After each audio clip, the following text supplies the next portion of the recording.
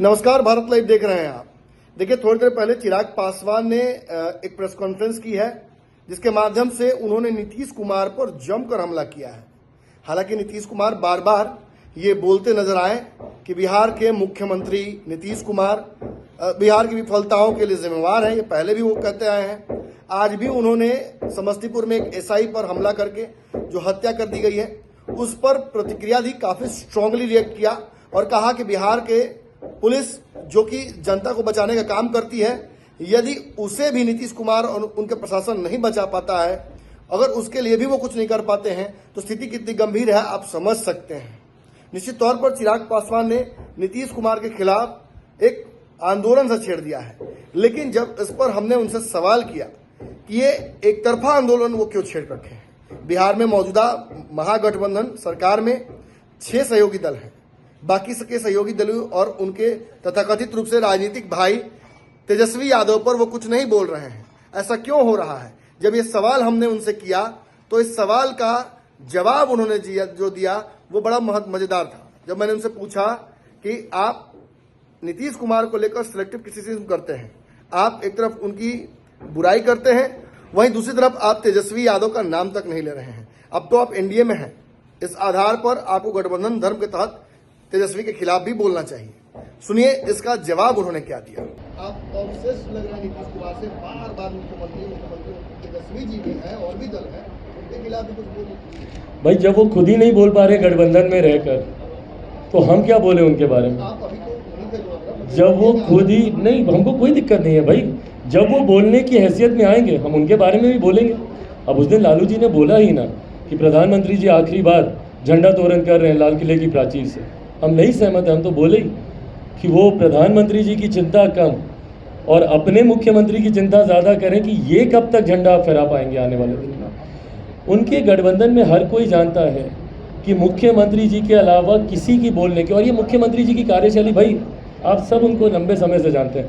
हमसे सवाल ज़रूर पूछ रहे हैं हमारे मुंह से बुलवाने के लिए, बट ये हम सब जानते हैं कि जो मुख्यमंत्री की कार्यशैली को जानता है, सिंगल मैन आर्मी है, वो अपने सामने किसी और को ना बोलने देते, बिल्कुल भी नहीं।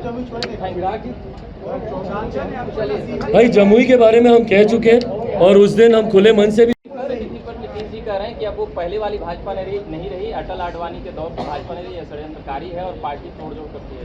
भाई ये शब्दों को कभी भी अपने हिसाब से बदल लेंगे, इनके बयानों के बहुत ज़्यादा महत्व नहीं है। जो लोकतंत्र के मंदिर में बिहार की विधानसभा में खड़े होकर बोल सकते हैं कि भाई मिट्टी में मिल जाएंगे, इसके हाथ नहीं जाएंगे, फिर चले जाएं, जहाँ पे नो एंट्री का बोर्ड हो वहाँ पे बोर्ड उतार के अंदर घुस जाएं, इनकी बातों के कोई मायने नहीं है। कब परिस्थितियों के हिसाब से इनके बयान बदल जाएं। भाई मैं सबके सवाल ले लूँगा। जो गठबंधन बना है उसमें आपने कह दिया है आज कांग्रेस को आग दिखा रही है, तो क्या लगता है इसका असर बिहार में? अब ये बताइए, यही हम बोलते हैं कि ऐसे महत्वाकांक्षी लोगों का ये गठबंधन है, ये ऐसा भानुमति का कुनबा है जो कि बनने से पहले ही ढहने लगता है। अभी तो भैया कुछ हुआ नहीं, चुनाव आते आते तक देखिएगा ना, अभी तो सिर्फ कांग्रेस के एक प्रवक्ता के एक बयान मात्र से सोचिए कितनी सुई की नोक पे ये गठबंधन टिका हुआ है। एक बयान मात्र से, वो भी दिल्ली जैसा एक छोटा सा राज्य जहाँ पे महज 7 लोकसभा की सीटें हैं, सिर्फ उस पर यह बयान दे देने से कि सारी सीटों पर कांग्रेस लड़ेगी, तुरंत बयान आ जाता है इनके गठबंधन के घटक साथी का कि फिर हम लोग भी अपना रास्ता अलग देखेंगे। तो अभी तो ये शुरुआत है, अभी चुनाव आते आते तक देखिएगा भाई, एक दूसरे के खिलाफ राजनीति कर ही ये दल बड़े हुए हैं। नहीं संभव है इन लोग का एक दूसरे के साथ आना।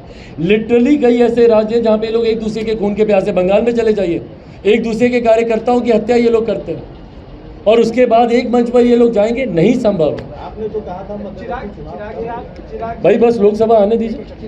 आपके चाचा कह रहे हैं कि हाजीपुर की है, उनकी थी, उनकी रहेगी और इसको कोई भी ताकत उनसे नहीं छीन सकती। भाई ये गठबंधन चुनौती दिया है। अच्छा, इस विषय पे सारे सवाल एक साथ पूछ लीजिए, मैं जवाब दे दूँ। चाचा कह रहे हैं हाजीपुर सीट मेरा था, मेरा है, मेरा ही रहेगा, तो क्या इस बात से आपको चुनौती दे रहे हैं या फिर गठबंधन को चुनौती दे रहे हैं? और इस विषय पर सवाल?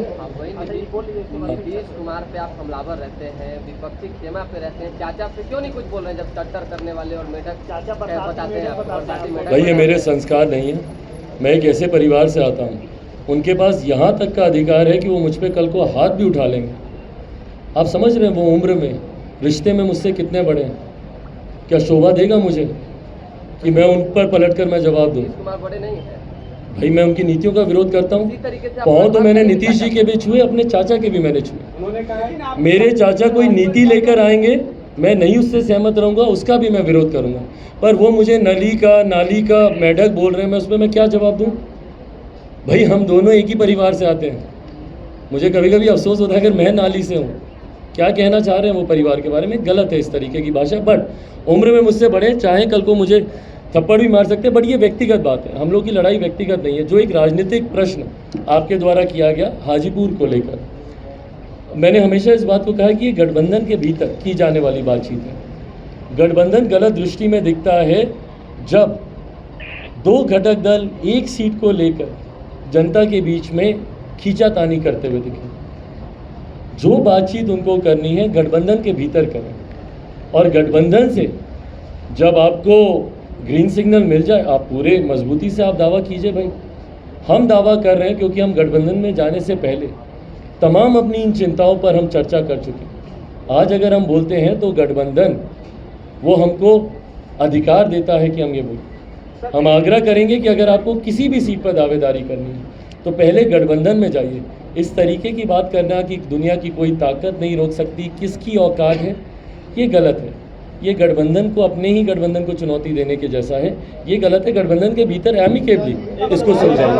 चुनाव से पहले आपका बंगला आपके पास होगा, चुनाव से पहले आपका बंगला आपके पास होगा। अरे प्रभु, बंगले की अगर लड़ाई होती तो हम गठबंधन से अलग होते, उस वक्त भी नतमस्तक हो जाते, बंगला मंत्रालय सब रहता।